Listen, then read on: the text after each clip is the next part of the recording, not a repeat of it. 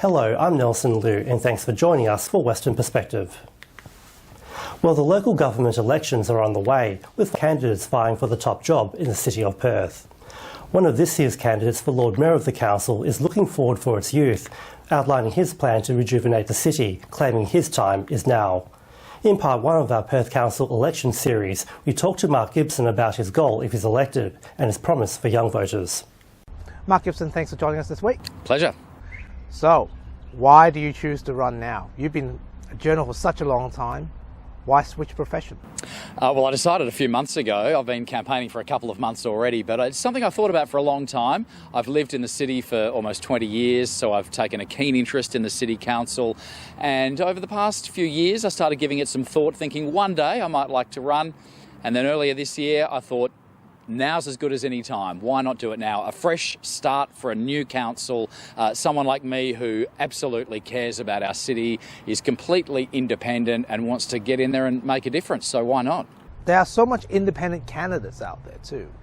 Why should they choose you? Me. I'm the only candidate who lives in the City of Perth, so I think that shows how much I care about our city and its future because I live here. And I think that's important, and people I speak to every day say that that's important because you can't really know what problems a city faces when you dip yourself in and out and you turn up occasionally. Every single time I step outside my house, day and night, I'm experiencing the city.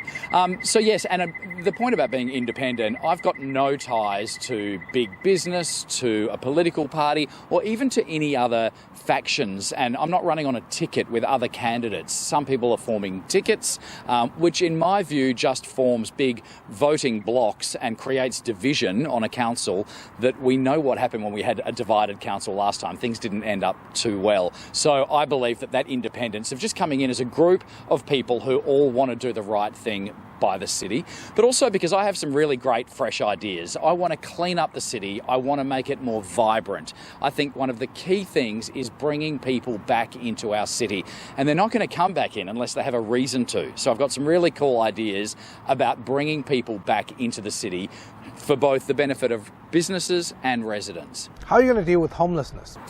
I'm going to deal with homelessness in a couple of different ways by firstly making it an absolute priority to find accommodation. We have city buildings, we have empty buildings, let's use them. And if I become Lord Mayor, I will have access to those city assets and be able to use them to house the homeless. That's the key thing. But in a broader sense and in a short-term sense, I've been doing some voluntary work with a couple of different homeless support providers over the past few months. And what I have learnt is that those groups that are out there trying to help the homeless now are getting no funding, no support, hardly any resources. They're relying on donations. Now, as a city council, I want to give them funding, I want to give them support, I want to give them venues to use to provide their services. So I've been out with volunteer groups handing out food and blankets and clothing and mobile showers and all these things for the homeless. But they're doing it off their own bat. The City Council needs to do more. So I want to help all those service providers, coordinate them better, fund them better, and prioritise putting a roof over people's heads. Why should young people and young ratepayers trust you and believe you at all? Because, I believe the proof is on the board with that. I've lived in the city for almost 20 years. Northbridge and the CBD, East Perth and West Perth they're the addresses I've had in the last 20 years. I live and breathe it every day. I believe I'm the perfect age and stage for this because I'm old enough and wise enough. I've got some life experience, but I'm also kind of still young enough I'm out in Northbridge and the city every single weekend because it's my neighbourhood. So I'm out having dinner, going to bars, doing that sort of thing. And all the young business owners I've spoken to in Northbridge are saying, yes, you've got great ideas to revitalise this area, to remove the stigma. We've got to remove the stigma that, the city's not safe and we can't come into the city. We've got to make it safer and we've got to remove the stigma. So I think I relate really well to young people. I'm still very young at heart, even though I'm in my late 40s now. I think I've got a lot to offer and I think young people should jump on board. Okay, so what has young business owners tell you, apart from saying yes, they support your ideas, what are the concerns that young business owners have? Young business owners love the fact that I want to talk up our city again. There's a lot of negativity. There's a lot of people saying you can't come into the city, you don't feel safe. Young business owners, and I'm happy to tell you who some of them are, because they're really keen to support the fact that I want to bring vibrancy back to the city. I want to make the city and Northbridge a fun and safe place to be. They do have issues with homelessness, with antisocial behaviour, and in dealing with the City Council. It hasn't always been easy for them. They've had impediments. They've had things where they want to extend their al fresco offering or just make some modifications, and they get caught up in the council for years. I'm here to help those people because I know, and it's in my interests to make it better, because it's where I shop and eat and drink every single day.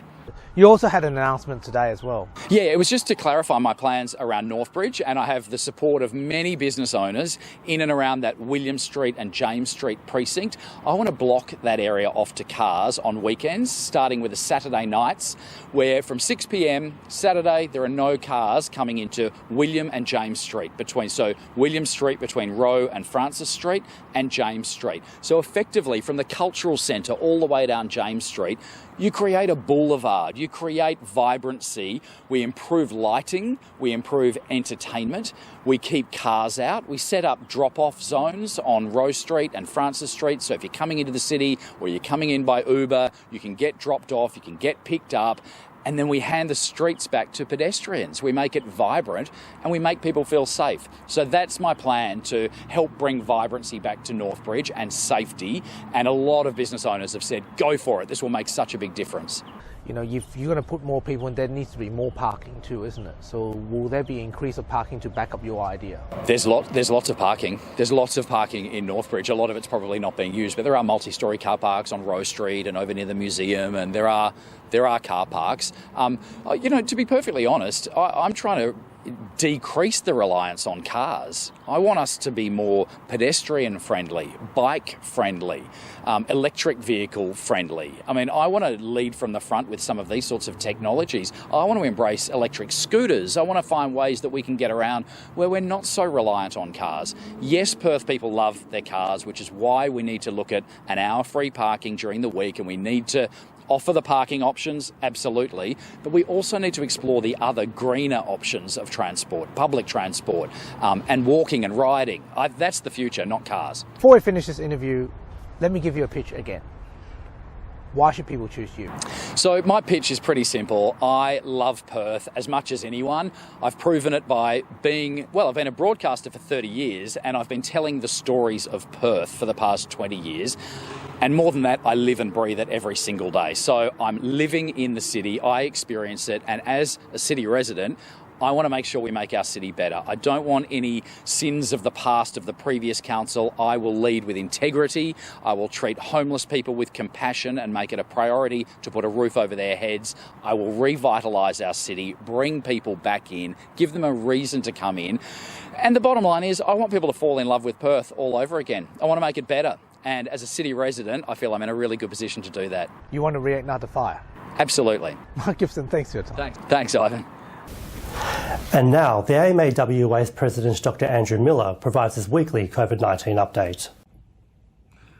Hi, thanks for your time. Just wanted to have a few words this week about the likelihood of a Victorian outbreak being repeated in Western Australia in particular, and what we can do to prevent that, and what we can do to prevent the problems that we see expanding over there. So if it's going to come in here, it's going to be from hotel quarantine, and certainly I'm hearing from some of the medical people involved there that they're still not satisfied that the hotels are locked down as much as they could be. Clearly we know some people do the wrong thing. Is there a chance of the disease getting out of the hotels? Absolutely there is. Where else could it come from? Well, anyone else who comes into the state on a plane or in a vehicle who's not having to quarantine in particular, so that'd be truck drivers, flight crew, those sort of things.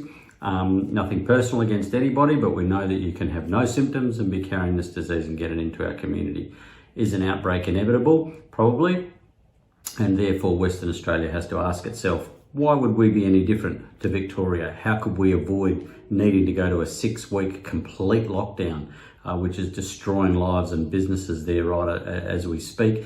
and unfortunately about a third of the new cases there are healthcare workers, which then puts the whole system in jeopardy.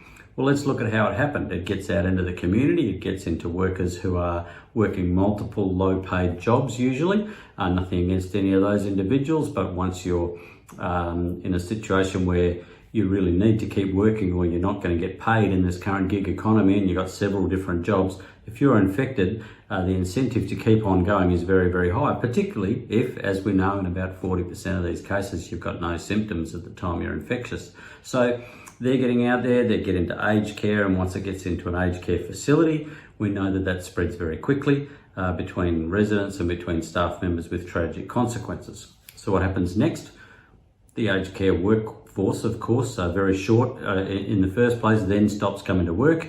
All of these patients then need to go into either hospitals or be looked after by hospital staff where they are. And then the disease starts to spread into the healthcare workers within the mainstream hospital system, and so on from there. So in addition to the people who are infected not being able to go to work, we also have all of the people they've been in contact also not able to go to work. So you have got one hospital over there who've got more than 90 staff infected, hundreds more on leave because they've been in contact with those staff, and the whole system starts to look very brittle, start to topple over. Could this happen in WA? Absolutely. Exactly the same conditions in Western Australia as we have in Victoria. People have a COVID plan in place, but as Mike Tyson famously said, everyone's got a plan till you get punched in the face. And that's exactly what's happened to Victoria at the moment. And in the midst of all of this, the federal committee in Canberra that's responsible for setting PPE standards are lowballing, going for the budget PPE option, because they say that in their academic experience, theoretically, they don't think this thing will spread if we're given surgical masks, and that it spreads other ways than via inhalation. Well, those of us who work on the front line are not convinced by that argument. We want top order PPE. We want to look after our people, not just because that's the right thing to do, but because it's the way to keep the system functioning. Victoria, very early into this outbreak, could not track and trace all the cases. 40, 50 cases a day for a week was enough to make it fall over. Mark McGowan doing a great job saying that the border has to stay closed for another year. Let's hear from him how many trackers and tracers we've got, what is our capacity to deal with outbreaks, and why do we think we're going to be any better at it than Victoria? Because with all the goodwill in the world over there, they haven't been able to keep it under control. That's leading to multiple people being infected. The results of infection, 20% will end up in hospital, 10% will end up in ICU. Somewhere between 0.6 and 1% of all people infected will die, and many, many more will go on to have long-term health problems as a result of getting this virus. So the only game that Australia's got, the only thing we're going to be good at here, is keeping case numbers very close to zero, living a good life in stage 4 lockdowns. We might have to give up the idea of huge gatherings because that can cause a great seeding event all at once that we wouldn't be able to cope with. But stage 4 in Western Australia looks pretty good. Let's do that. Keep the travel very, very restricted so that we only have really essential people coming and going. We should be quarantining, we should be tracking and tracing, and I think we need to get an app that works, that actually knows where people are, reports that in. I think the population will be prepared to accept that in return for some freedoms. So let's stay humble, WA, let's stay safe, keep this disease out, but be asking the important questions. How are we going to handle aged care? How are we going to handle hospitals? And why the hell are we not giving people top order PPE for dealing with COVID cases right off the bat? Because that's just setting yourselves up for failure if you don't do that. That's what's happened in Victoria. Don't let it happen here. Thanks for your time today. And that's all for this week. We'll be back with another episode of WP next time, but until then, it's back to you, Ivan and Sarah. Thank you, Nelson. Coming up on Crossfire this Tuesday at 5:30 p.m, a friendly discussion with journalist Matt McKenzie and One Nation WA leader Colin Tinknell on the issue of Paris Agreement, climate change and power prices. That's our weekly news and current affairs. For news anytime, you can go to our website and social media pages. See you next weekend and good night. Wish you good health and take care.